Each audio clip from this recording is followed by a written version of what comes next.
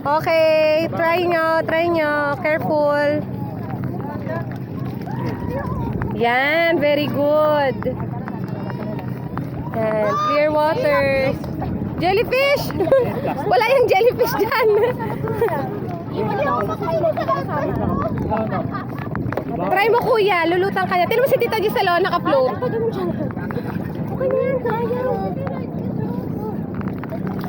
Ayan, lahat sila nagre-ready na for floating. Ayan. Sal, kaya mo tong boat.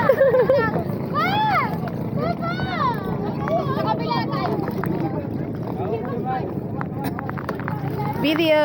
Oh, yan. Wow. Wag mami. Isa pa. Yang, look at here. Yang. Yung mata ng anak mo, saan nakatingin? Akin daw yan, kay daddy yan. Yan, oh. Picture kay B. Ay, sana yun naman ako. Nakatiyak ka mo.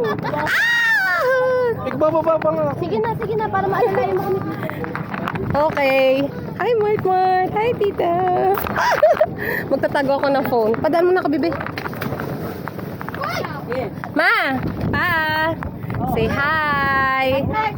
Say hi! Pa! Pa! Nahihilo talaga ako ulit. Kasi mahal maglublob na kayo. Lulutang kayo sa best nyo. Si Gisela naka-float. Ang sakit ng puwet ko sa base. Ano ba yan? Sila narinig ka. Naka-video to. Gosh.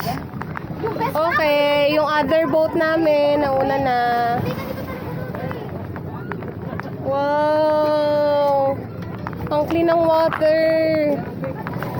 Yan, ang daming floating boat. Yan, yan.